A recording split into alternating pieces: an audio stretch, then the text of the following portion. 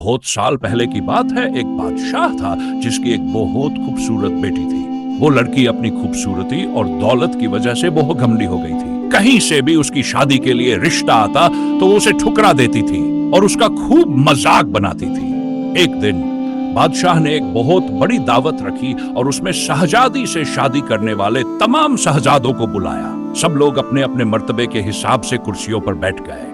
फिर शहजादी इस दावत में कई चीजों के साथ बहुत घमंडी अंदाज में आई और वो जिस भी शहजादे के पास से गुजरती तो वो उसे बहुत नीची नजरों से देखती। फिर वो एक शहजादे के पास पहुंची जो बहुत ज्यादा मोटा था। तो शहजादी ने उसका मजाक उड़ाते हुए अपनी कनीज से कहा, देखो ये तो आटे का बोरा है। जब दूसरे शहजादे के पास गई तो कहा, ये तो कोई खंभा है। और जब तीसरे शहजादे के पास गई तो कहा, ये तो सफेद चूहा है। इसी तरह शहजादी हर शहजादे की बेइज्जती करती रही, लेकिन एक शहजादे को देखकर उसे बहुत हंसी आई क्योंकि उसने दाढ़ी रखी हुई थी। शहजादी ने उसका मजाक उड़ाते हुए कहा, जरा देखो तो इसने कैसे अपने चेहरे पर घास फूस उगा रखा है।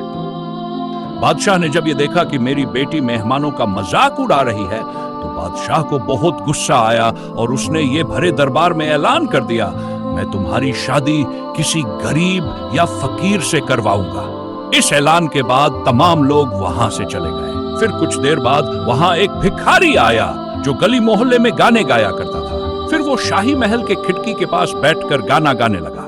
जब बादशाह ने उसकी आवाज सुनी तो उसने अपने नौकर से कहा, उसको यहां बुला कर लाओ। तो नौकर फटे पुराने कपड़े वाले उस भिखारी को अंदर बुलाकर ले आया। फिर उस भिखारी ने शहजादी के सामने बहुत अच्छा एक गाना गाया और फिर बादशाह से इनाम मांगा। तो बादशाह ने कहा, तुमने बहुत अच्छा गाना गाया है, मैं तुम्हें बहुत अच्छा इनाम दूंगा। मैं अपनी बेटी की शादी तुमसे करवाऊंगा। शहजादी ने जब ये सुना तो वो हैरान हो गई। उसने बहुत ज्यादा ड्रामा किया लेकिन बादशाह ने उसकी एक सुनी। बादशाह ने उसे डांटते हुए कहा, मैंने मेहमानों के सामने ये वादा किया था कि मैं तुम्हारी शादी किसी भिखारी से करूंगा। अब मैं वो कसम पूरी कर रहा हूं। उसके बाद बादशाह ने उन दोनों का निकाह भी करवा दिया और कहा, अब तुम अपने शौहर के साथ जाने की तैयारी कर लो। शहजादी रोती पीटती उस भिखारी के साथ गई। रास्ते में वो एक शिकारगाह के पास से गुजरी। वो शिकारगाह बहुत बड़ी थी। तो शहजादी ने पूछा, ये शिकारगाह किसकी है? तो भिखारी ने कहा, मैंने सुना है कि तुमने एक दाढ़ी वाले का मजाक उड़ाया था। ये शिकारगाह उसी दाढ़ी वाले की है। अगर तुम उस दाढ़ी वाले से शादी कर लेती तो ये शिकारगाह तुम्हारी होती। इसके बाद वो एक बड़े से बाग के पास पहुंचे। ये बाग देखकर शहजादी ने पूछा, ये बाग किसका है? तो भिखारी ने कहा, ये बाग भी उसी दाढ़ी वाले का है। फिर वो एक बड़े से अजीमोशान शहर में दाखिल हुई। इतना बड़ा और खूबसूरत शहर देखकर शहजादी हैरान हो गई। उसने पूछा, इस शहर का मालिक कौन है? तो भिखारी ने कहा, यह शहर दाढ़ी वाले के मुल्क में आता है। अगर तुम उससे शादी कर लेती तो यह सब तुम्हारा होता। शहजादी ने अफसोस करते हुए कहा, काश मैं उससे शादी कर लेती। तो भिखारी ने नाराज होते हुए कहा, क्या तुम मुझसे खुश नहीं हो? तुम मेरे साथ ही हो, फिर दूसरे मर्द की बातें क्यों कर रही हो? क्या मुझ में कोई कमी है? इसके बाद वो एक छोटी सी झोपड़ी के पास पहुंचे। तो शहजादी ने कहा, कैसी बेकार और छोटी सी झोपड़ी है? तो भिखारी बोला, यह मेरा घर है और यही वो जगह है जहां हमें जिंदगी गुजारनी है। तो शहजादी बोली, तुम्हारा नौकर कहां है? तो भिखारी बोला, हमें नौकरों से क्या काम, तुम हर काम कर सकती हो। चलो अब तुम आग जलाओ और मेरे लिए खाना बनाओ, मैं बहुत थक चुका हूं। लेकिन शहजादी को खाना पकाना नहीं आता था। तो भिखारी ने उसकी मदद की। फिर कुछ देर बाद उन्होंने उल्टा सीधा खाना पकाकर खा लिया और सो गए। दूसरे दिन उसे भिखारी ने जगाया और घर का काम करने को कहा। शहजादी पूरा दिन काम करती रही और ऊपर से भिखारी की डांट भी सुनती रही। किसी तरह से उन्होंने कुछ दिन गुजार लिए। एक दिन भिखारी ने कहा, जो कुछ कमाया था वो सब अब खत्म हो चुका है। अब कमाने की बारी तुम्हारी है।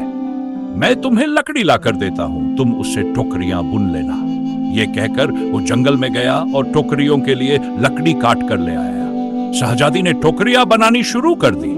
उसने पहले कभी इस तरह का मेहनत वाला काम नहीं किया था, इसलिए उसकी उंगलियां जख्मी हो गई और उनमें से खून निकलने लगा। ये देखकर उसके शौहर ने कहा, तुम ये काम नहीं कर सकती, मैं तुम्हें धागे लाकर देता हूं, तुम उससे कपड़े बुन लेना। लेकिन वो ये भी नहीं कर सकी। तो उसके शौहर ने कहा, तुम तो मेरे लिए बिल्कुल भी काम की नहीं हो, तुम तो कोई भी काम नहीं कर सकी, तुमसे शादी करके मैं बर्बाद हो गया।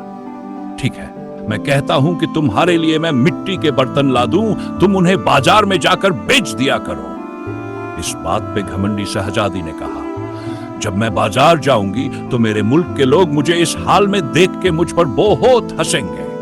तो शौहर ने कहा, यह मेरा मसला नहीं है, अगर तुम भूख से नहीं मरना चाहती हो तो तुम्हें यह काम करना ही पड़ेगा। मिट्टी के बर्तन बेचने का काम बहुत अच्छा चल रहा था। लोग जब एक खूबसूरत लड़की को बाजार में बर्तन बेचते हुए देखते तो उस पर तरस खाकर उससे कुछ ना कुछ खरीद लेते। जब बर्तन बिक गए तो भिखारी ने और बर्तन ला कर दिए। इसी दौरान एक सिपाही वहां से गुजरा तो उसने बर्तन लेकर उसमें लात मारकर तोड़ दिए और कहा, दोबारा तुम इस तरह से रास्ता मत घेरना, एक तरफ बर्तन रखकर बेचो। शहजादी बहुत परेशान हुई। उसने सारा वाकया घर आकर अपने शौहर से बताया।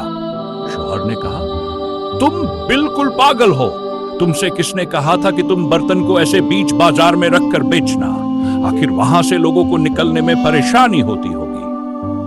मुझे लगता है कि तुम यह भी नहीं कर सकती, ये तुम्हारे बस का काम नहीं है। मैं शाही महल जाऊंगा, हो सकता है शायद तुम्हारे लायक कोई काम वहां मिल जाए। ये कहकर वो शाही महल के लिए रवाना हो गया। शाम को वो वापस आकर कहा, तुम्हारे लिए शाही महल में मददगार बावर्ची की जगह मिल गई है, अब कम से कम हमें पेट भर के खाना तो मिल ही जाएगा। इस तरह वो घमंडी शहजादी एक मददगार बावर्ची बन गई। वो रोज सुबह से शाम तक बावर्ची खाने में रहती और रात को बचा हुआ खाना अपने घर ले आती। इस तरह दोनों मियां बीवी का गुजारा होने लगा। महल में आए हुए कुछ ही दिन गुजरे थे कि उसने सुना महल में कोई शाही प्रोग्राम है। जब मेहमान आने शुरू हुए तो शहजादी बावर्ची खाने की खिड़की से उन्हें देखने लगी। गुलाम कीमती कपड़ों में मेहमानों का इस्तकबाल कर रहे थे। हर तरफ शानो शौकत और धूमधाम नजर आ रही थी, लेकिन शहजादी अपनी किस्मत पर आंसू बहा रही थी और अपने तकब्बुर और बेवकूफी पर पछता रही थी। उसी दौरान वहां कुछ कनीजें आई जिन्होंने शहजादी को लजीज खाने दिए। शहजादी ने उस खाने को टोकरी में रख लिया और घर की तरफ चल दी। अभी वो महल के दरवाजे से गुजर ही रही थी कि अचानक बहुत कीमती पोशाक पहने हुए एक आदमी ने उसका रास्ता रोका। शहजादी ने जब उसकी तरफ देखा तो ये वही दाढ़ी वाला बादशाह था जिसका उसने मजाक उड़ाया था। वो खौफ से कांपने लगी। बादशाह ने उसे लेकर महल में पहुंचा दिया। इतने सारे लोगों को देखकर उसका अपने ऊपर काबू नहीं रहा और घबराहट में उसके हाथ से टोकरी गिर गई और उसमें से खाना निकलकर चारों तरफ बिखर गया। तमाम दरबारी हंसी में पड़ गए। शहजादी का उस वक्त हाल ऐसा था कि किसी तरह जमीन फट जाती और वो उसमें समा जाती। उसने झटके से अपना हाथ छुड़ा लिया और भागना चाहती थी। फिर बादशाह ने उसे दोबारा पकड़ लिया और नरमी से बोला, डरो मत, क्या तुम मुझे नहीं पहचानती हो? मैं वही भिखारी हूं जो तुम्हारे साथ झुपड़ी में रहता था और मैं वही सिपाही हूं जिसने तुम्हारे बर्तन तोड़े थे। ये सब कुछ मैंने तुम्हारे लिए किया था क्योंकि मैं तुम्हें पसंद करता था और तुमसे शादी करना चाहता था। अब तुम्हारे घमंड का इलाज हो चुका है। मैं वही भिखारी हूं जिसके साथ तुम रहा करती थी। अब तुम्हें अच्छा सबक मिल गया है। पिछली बातों को भूल जाओ और देखो हमारी शादी की तैयारियां हो रही हैं। उसी वक्त कनीजें आई और उसे अपने साथ ले गई। फिर शहजादी को नहलाकर उसे दुल्हन का लिबास पहनाया गया। फिर जब वो दोबारा वहां आई तो देखा कि उसके माँ बाप और तमाम दरबारी वहां मौजूद थे। लोगों ने उसे मुबारकबाद दी।